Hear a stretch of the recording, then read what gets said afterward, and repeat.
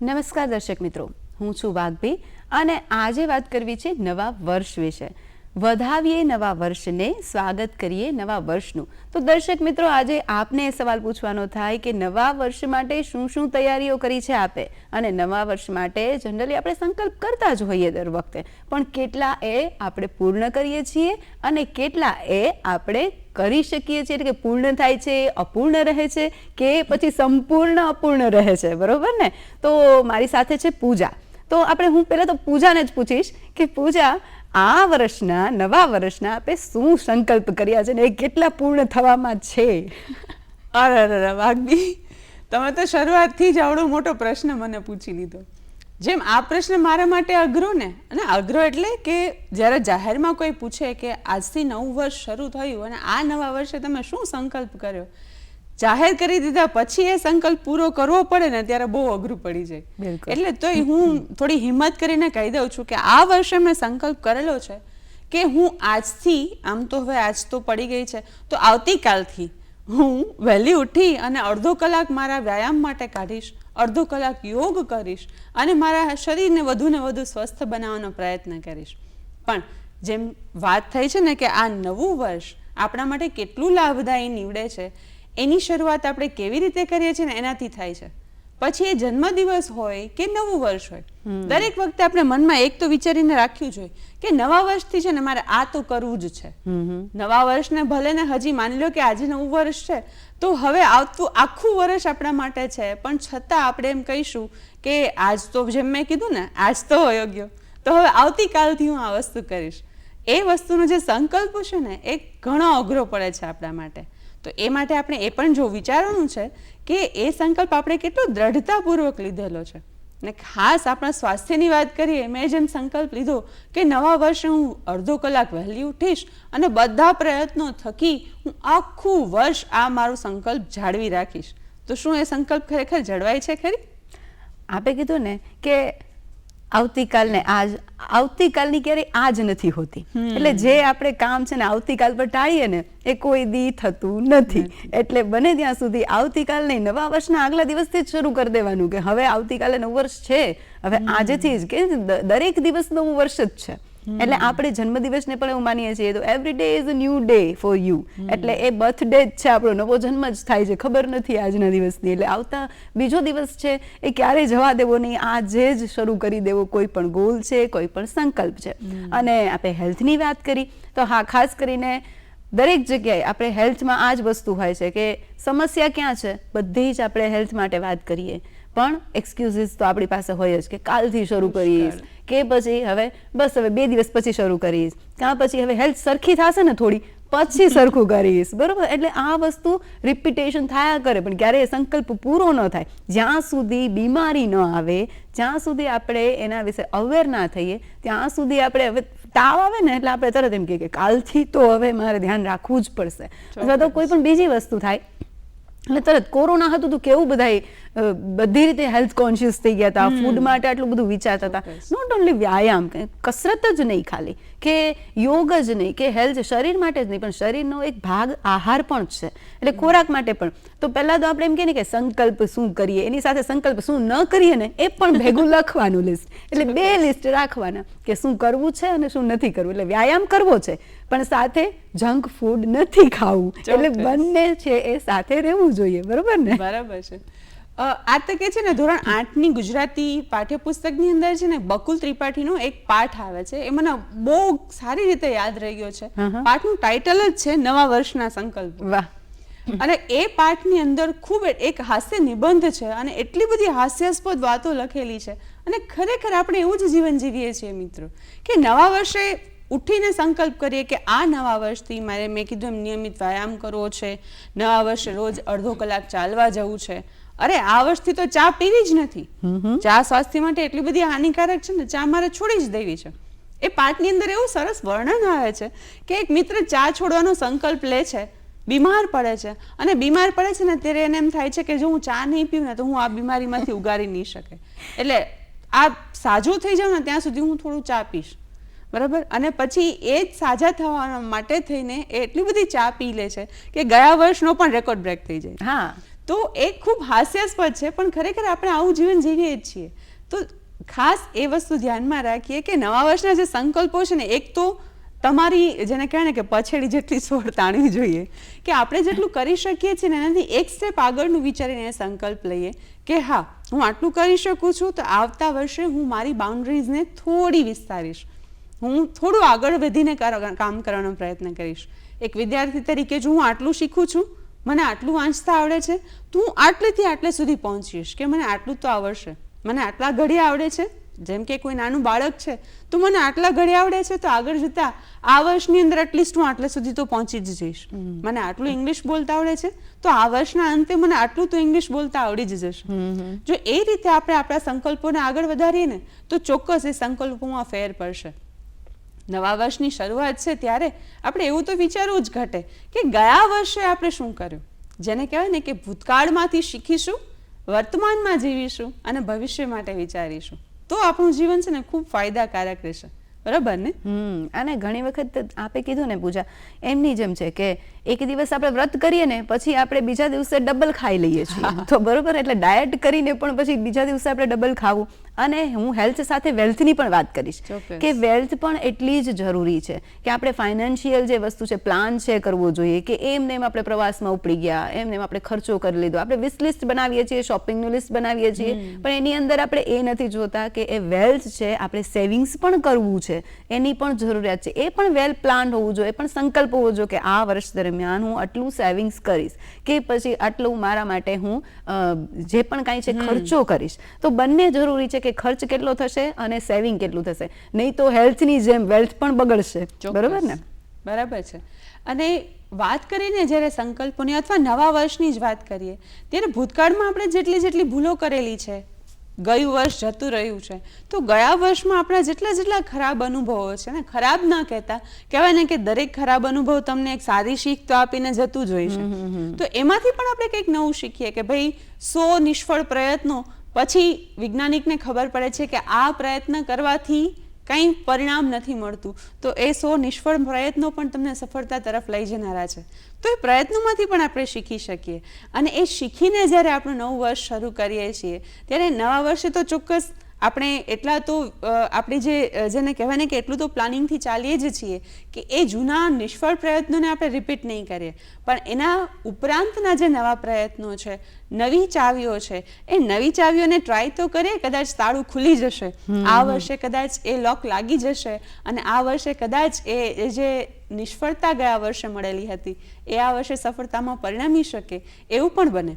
તો જ્યારે ભૂતકાળની કોઈ હતાશ પરિસ્થિતિ છે તો એ હતાશ પરિસ્થિતિને હવે ભૂલી જઈએ, એમાંથી શીખી લઈએ થોડું, અને આ વર્ષે જ્યારે એ નવો પ્રયત્ન કરીએ છીએ ત્યારે એમાંથી શીખી, એમાંથી સારું ગ્રહણ કરી અને આગળ ચાલીએ ને તો વાત કંઈક અલગ જ બને મિત્રો. અને તો છે ને ત્યારે જે તમારી અંદરની જે હતાશા છે ને એ હતાશા પણ ઘણી બધી અંશે દૂર થઈ જશે અને એ સફળતા તરફ તમે પ્રયાણ કરી શકશો, એવું ચોક્કસપણે કહી શકાય. બરાબર.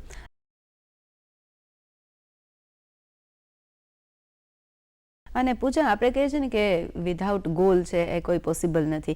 તો આ વર્ષનું ગોલ જ આપણે એવી રીતે નક્કી કરવું જોઈએ કે નેક્સ્ટ યરમાં આપણે શું કરવું છે, અત્યારથી પ્લાનિંગ થવું જોઈએ. બરોબર ને? પછી એ હેલ્થ હોય, વેલ્થ હોય, ગમે એ હોય કે ભાઈ પ્રવાસે ક્યારે જવું છે, હેલ્થ રિલેટેડ આપણને ક્યાં ઇસ્યુ છે ને ક્યાં ન થવા જોઈએ.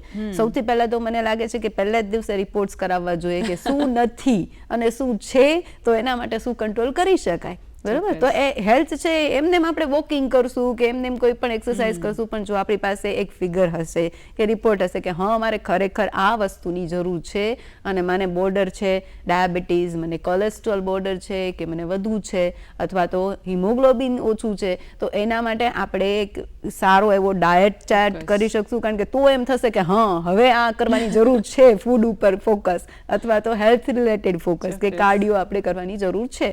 બરાબર? તો એ થશે. એટલે વિધાઉટ ગોલ કંઈ થતું નથી. એ સિવાય આપણે રીડિંગનો પણ ગોલ કરી શકીએ કે રીડિંગનું વિશ લિસ્ટ બનાવીએ બુકની કે કઈ બુક્સ છે આ વર્ષમાં વાંચી શકાય. ભલે આપણે દર મહિનાની એક બુક છે એનું આપણે નામ લખીએ, એનું આપણે લિસ્ટ બનાવીએ કે 12 થઈ આખા વર્ષની દર મહિનાની, એટલે તો એ 12માંથી પછી આપણે વર્ષના અંતે કરીએ કે 12માંથી એટલીસ્ટ 6 બુક વંચાણીને તો પણ એક આપણો ગોલ સેટ થયો.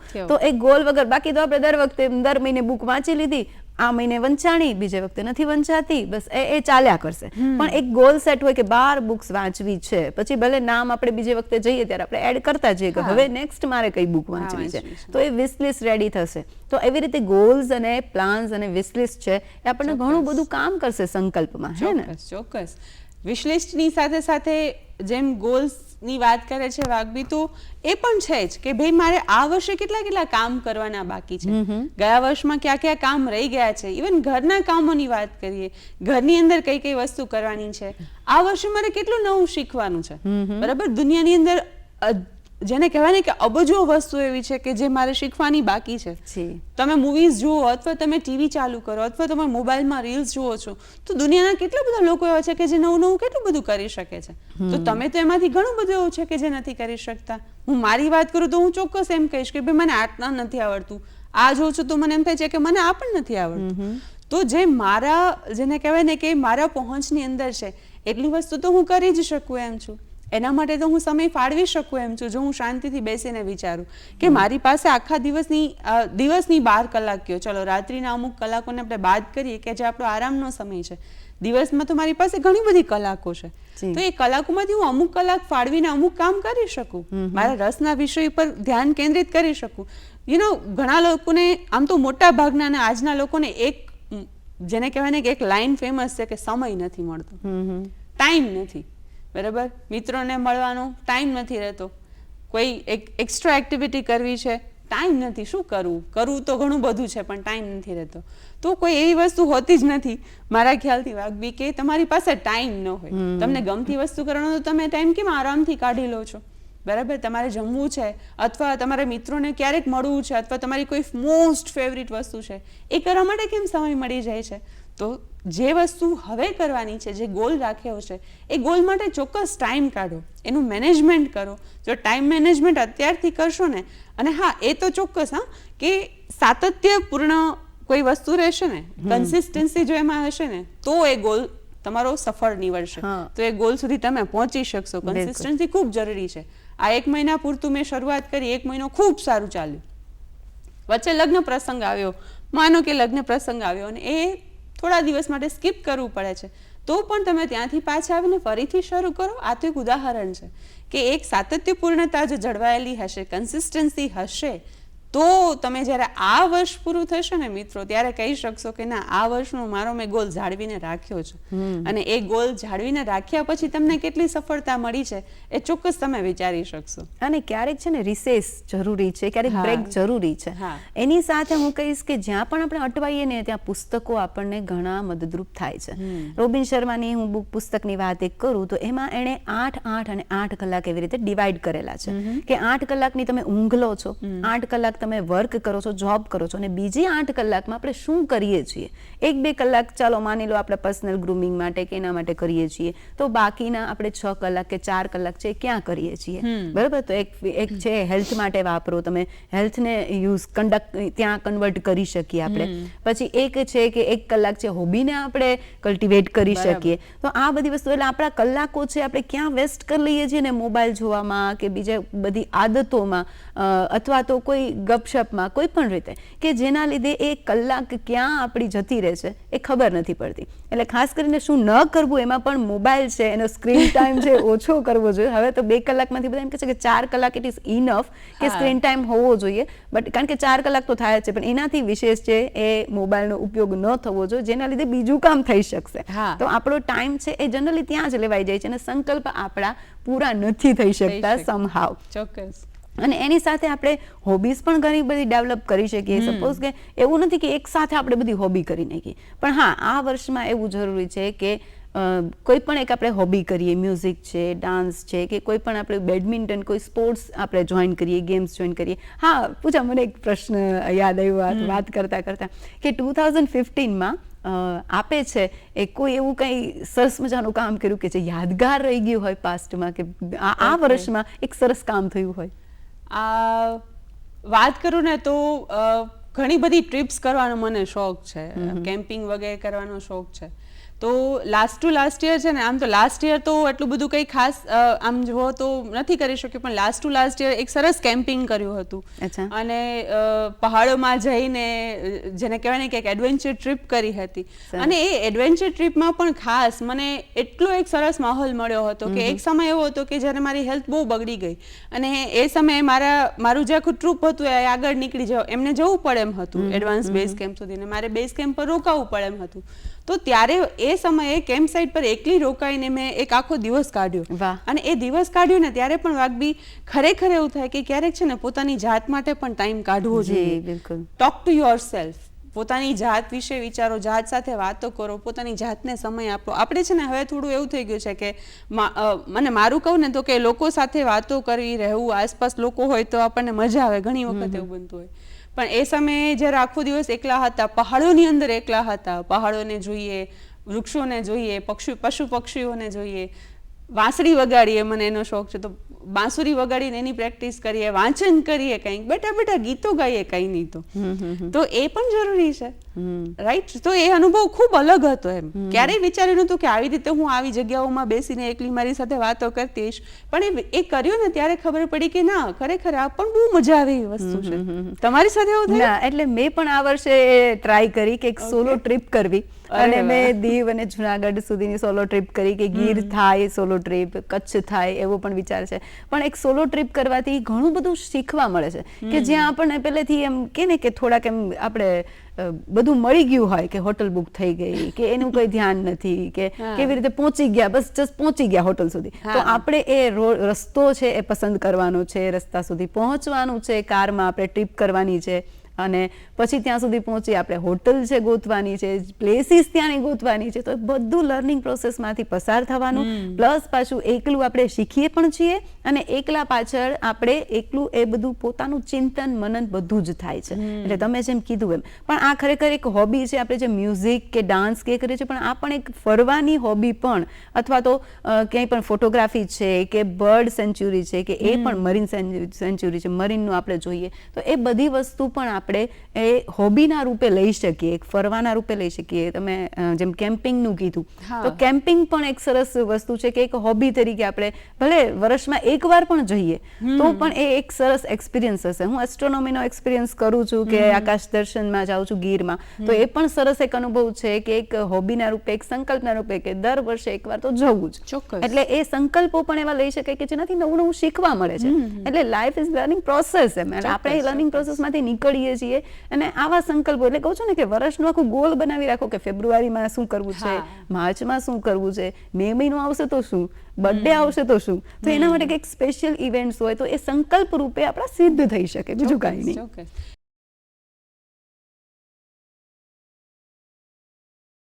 કે સુખ છે ને એ અસ્તિત્વનો ઉત્સવ છે. બિલકુલ, બરાબર. તમારું અસ્તિત્વ છે ને એ જ તમારા માટે સુખની નિશાની છે કે તમે આટલું સરસ અસ્તિત્વ ધરાવો છો એક માણસ તરીકે. અને આ વર્ષે તો મિત્રો ચોક્કસ એટલું કહીએ કે ભાઈ અમારા બંનેના અનુભવો છે એ જ અમે તમારી સાથે વહેંચીએ છીએ કે ભાઈ પોતાની જાત વિશે વિચારો, પોતાની જાત સાથે વાતો કરો. તમે છો, જેને કહેવાય ને કે દરેક જે નવો સૂરજ છે, નવા સૂરજની કિરણ છે, તમારા માટે એક નવું, જેને કહેવાય ને કે ઓપોર્ચ્યુનિટી લઈને આવે છે, તમારા માટે એક નવી તક લઈને આવે છે ઉગતો સૂરજ. તો એ તકને માણો કે મને આજનો દિવસ મળ્યો છે તો આજના દિવસે હું શું કરીશ. તમારો દિવસ પૂરો થાય ત્યારે તમારી અંદર એક સેટિસ્ફેક્શન હોવું જોઈએ કે ના, આજનો દિવસ તો મેં ખૂબ સુખેથી પસાર કર્યો, અથવા આજના દિવસમાં હું આટલું શીખી. એક શિક્ષક તરીકે વાત કરું તો હું મારા વિદ્યાર્થીઓને ઘણી વખત એવું કહું કે તમે આજનો દિવસ પૂરો કરીને ઘરે જાઓ છો ત્યારે તમારી જાતને ચોક્કસ એક પ્રશ્ન કરો કે આજનો દિવસની 6 કલાક અથવા 5 કલાક જે હું ભણવા માટે મેં આપી છે, શું એ 5 કલાકની અંદર કે 6 કલાકની અંદર હું 5 મિનિટનું પણ કંઈ નવું શીખી, એમાંથી મેં કંઈક નવું મેળવ્યું? જો એ નવું મેળવ્યું છે તો મારો એ દિવસ સફળ છે. બરાબર. તો આખા વર્ષની વાત ના કરતા આપણે એક દિવસની વાત કરીએ કે એક દિવસમાંથી તમે શું નવું શીખો છો. એ દિવસને અંતે તમારી જાતને પ્રશ્ન કરો કે શું આજનો દિવસ મેં વેડફી નાખ્યો કે આજનો દિવસ મેં કંઈક નવું શીખ્યું, કંઈક નવું જાણ્યું. કેમ કે આસપાસનો વિચાર કરીને આસપાસના લોકોને જોઈએ તો ત્યારે આપણને ખબર પડે કે હું કેટલી સુખી છું. બરાબર, હું કેટલી સંપન્ન છું, કે જ્યારે કોઈને દાન કરવાની વાત આવે, તમારી પાસે કંઈક છે ને તમારે કોકને આપવાની વાત આવે, ત્યારે પણ વિચારો કે ઈશ્વરે મને કેટલું બધું આપ્યું છે. હું પહેલા તો સૌથી પહેલા સવારે ઉઠીએ ને ત્યારે કે ભાઈ હું ઉઠીને એના માટે જ થેન્ક યુ. ઈશ્વરને આપણે કંઈક બોલો થેન્ક યુ, ઉપકાર કર્યા ઈશ્વરે આપની ઉપર આટલા બધા, એના માટે થેન્ક યુ. આજનો દિવસમાં હું હું જીવું છું એના માટે થેન્ક યુ. તો એ જે થેન્ક યુ કહીએ છીએ ને ઈશ્વરને, ત્યારે ચોક્કસ આપણા મનમાં એવું વિચારીએ પણ ખરી કે આ થેન્ક યુનો જવાબ હું ઈશ્વરને કઈ રીતે આપીશ, અને એ જવાબ કઈ રીતે આપીશું, તો કે દિવસને જોરદાર જીવીને આપીશું. દિવસમાં ટાઈમ વેસ્ટ કર્યા વગર કંઈક નવું શીખીને, કંઈક નવું જાણીને, કોઈકને ઉપયોગી થઈને કોઈને હેલ્પ કરીએ ને, તો એ જે ખુશી છે ને કંઈક અલગ હોય છે. તે ખુશીનો પણ ચોક્કસ આપણે અનુભવ કરીએ. ક્યારેક કોકને આપ્યાનું પણ જેને ખુશી જેને કહેવાય ને એ અલગ હોય છે. જી પૂજા, આમાં એમ જ થાય કે સંકલ્પ હોય ને ત્યારે આપણે હંમેશા આપણું પહેલા વિચારીએ, વિચારીએ કે આપણા સંકલ્પ અથવા તો આપણો ગ્રોથ કઈ રીતે થાય, પણ સાથે એક સોસાયટીનો ગ્રોથ પણ જરૂરી છે, એક ફેમિલીનો ગ્રોથ પણ જરૂરી છે કે એનો કેમ ગ્રોથ થાય. જો સોસાયટી કન્ટ્રીબ્યુશનની વાત કરીએ ને આપણે, તો આપણે આપણા માટે તો બધું કરીએ છીએ, પણ હેલ્થ માટે હું બીજાને કઈ રીતે ઉપયોગી થઈ શકું, બરાબર, અથવા તો કોઈ પણ રીતે આપણે બીજાને, પર્યાવરણને ઉપયોગી કઈ રીતે થઈ શકે. જેમ આપણે સોલો ટ્રીપની વાત કરી, તો ટ્રીપમાં પણ ક્યાંક પર્યાવરણને ઉપયોગી વસ્તુ થતી હોય તો આપણે એક કન્ટ્રીબ્યુશન આપ્યું છે સોસાયટીને, એક એન્વાયરમેન્ટ માટે આપણે કંઈક કામ કર્યું છે, કંઈક આપણું યોગદાન છે, તો એ પણ એક મોટું દાન જ થઈ જશે. અને ક્યારેક એમ કે ને કે આપણે સેલ્ફ તો વિચારીએ જ, પણ ક્યારેક બીજાનું પણ આપણે વિચારીએ અને એને ઉપયોગી થઈએ. અને આપણે સોસાયટીમાં ઘણી બધી એવી NGOs છે, એવા ઘણા બધા કાર્યો થાય છે કે સેવાકીય કાર્યો કે જેમાં આપણે કંઈક ને કંઈક ઉપયોગી થઈ શકે. તો આ વર્ષે એવો પણ સંકલ્પ લઈ શકાય કે આખા વર્ષ દરમિયાન, ભલે દર મહિને નહીં પણ વર્ષમાં, અથવા તો આપણા જન્મદિવસ આવતો હોય કે એ ટાઈમમાં, અથવા તો દિવાળીના સમયે, કે હું આ રીતે આ સોસાયટીને ઉપયોગી થઈશ. કેન્સર રિલેટેડ સોસાયટી છે, પછી રેડક્રોસ સોસાયટી છે, ઘણી બધી એવી NGOs છે કે જે સારા એવા કાર્ય કરે છે. તો એમાં પણ આપણે એક સારો એવો રોલ કરશું અથવા સહભાગી થશું, અથવા એને આપણે ઉપયોગી થશું જે પણ થઈ શકે. તો એ માત્ર એક ડોનેશનની વાત નથી, પણ ડોનેશન એક એવું હોવું જોઈએ કે આપણું સ્વયં પણ એમાં કંઈક પણ યોગદાન હોય તો એ વધારે જરૂરી છે. ચોક્કસ. મારો જ અનુભવ કહું ને વાઘબી, તો હમણાં જેવું થયું રિસેન્ટલી કે મારે પરિવારના એક સભ્યનો જન્મદિવસ હતો અને એક સંસ્થાની મુલાકાત લેવાનું થયું કે જે માનસિક વિકલાંગ ભાઈઓ હતા, મોટી ઉંમરના ભાઈઓ હતા કે જે માનસિક ક્ષતિ ધરાવે છે. તો એવા ભાઈઓની મુલાકાત લેવાનું થયું ને, તો એમના માટે અમે ખાલી સફરજન લઈને ગયા હતા. પણ એ સફરજનને જોઈને એ લોકો એટલા ખુશ થઈ ગયા અને એ લોકો એટલી સરસ રીતે એન્જોય કરતા કરતા જમતા હતા. તો આપણને એમને જોઈને છે ને આપણને એમ થઈ જાય કે યાર, ભગવાને આપણને કેટલું સારું જીવન આપ્યું છે. તો ત્યારથી જ મેં વિચાર્યું કે ભાઈ મારી જો આટલા ઓછી રકમની કોન્ટ્રીબ્યુશનથી આ લોકો આટલા ખુશ થઈ જતા હોય, હું જો કોઈને 10 મિનિટની પણ ખુશી આપી શકતી હોય તો હું કેમ ને દર મહિને એમની પાસે જાઉં ને દર મહિને એમને હેલ્પ કરું. તો ત્યારથી મને મનમાં એક સંકલ્પ હતો કે ભાઈ મારે હવે દર મહિને એમની સાથે આટલો ટાઈમ તો પસાર કરવો જ છે, દર મહિને એમની પાસે અડધી કલાક જવું છે, એમના માટે કંઈક લઈને જવું છે, ભલે ને ફૂલ નહીં તો ફૂલની પાંખડી લઈને જવું છે. એટલે માત્ર મનુષ્યો જ નહીં પણ આપણે પશુ પક્ષીઓની પણ સેવા કરી શકીએ આ રીતે. અને ઘણી વખત એવા પણ હોય છે કે જે શિક્ષણ પણ જે ભણી નથી શકતા, એ લોકોને શિક્ષિત કરે છે અથવા એને પુસ્તકો પ્રદાન કરે છે. તો આ રીતે પણ આપણે એક સેવાકીય સારું એવું કામ કરી શકીએ છીએ. અને મેં જેમ કીધું ને કે શું કરવું ને શું ન કરવું, તો આપણી સ્ટ્રેન્થ તો આપણને ખબર છે કે આપણે આ કરી શકશું, પણ શું નથી કરી શકતા ને એ વીકનેસ પર પણ આપણે ફોકસ કરવું જોઈએ. કે જેમ કે ગુસ્સા પર કંટ્રોલ નથી થતો, તો આ વર્ષે સંકલ્પ લેવો જોઈએ કે ઓછામાં ઓછું, ભલે એવું નથી કે ગુસ્સો ના આવે, પણ ઓછામાં ઓછો ગુસ્સો થાય,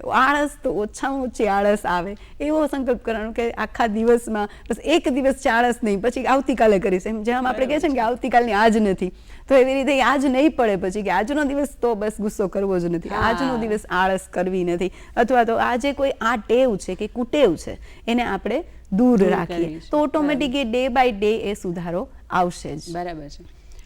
યોસેફ મેકવાની ખૂબ સરસ લાઇન્સ છે કે રેખાઓમાં રહ્યો અડોઅડ બિંદુઓનો ફાળો, રેખાઓમાં રહ્યો અડોઅડ બિંદુઓનો ફાળો, મંજિલ બીજું કંઈ નથી બસ પગલાંનો સરવાળો. વાહ. બરાબર. તો પગલે ને પગલે આગળ વધતા રહીએ ને આપણા આ જે નવા વર્ષના ધ્યેયો છે ને સાકાર કરતા રહીએ. ભલે મોટા ધ્યેયો ન પસાર કરી શકીએ, નાના નાના ધ્યેયોથી શરૂઆત કરીએ અને અંતે આપણે મોટા ધ્યેયો સુધી ચોક્કસ પહોંચશું એવી અમારા સૌ તરફથી આપને શુભેચ્છાઓ છે. અને અમારી એવી આશાઓ છે કે આ અમારું જે ડિસ્કશન છે, અમારી જે વાતો છે એ આપના માટે કંઈક લાભદાયી નીવડે.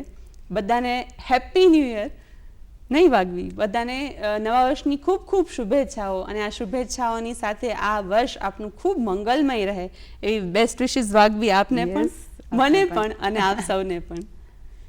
સો wish you a very happy new year. આવતા સપ્તાહે ફરી મળીશું અને આ નવા વર્ષને ખૂબ સારી રીતે માણીશું, જાણીશું, અપનાવીશું અને એમાં કંઈક નવું પરિવર્તન લાવી સ્વનો વિકાસ કરીશું એવી આશાઓ. અને દર્શક મિત્રોને પણ કહીએ કે આપ આપનું લિસ્ટ બનાવો, વિશ લિસ્ટ બનાવો અને સંકલ્પો કરો અને એને સિદ્ધ પણ કરો. ચોક્કસ. ચાલો, તો best wishes, happy new year, જય ભારત.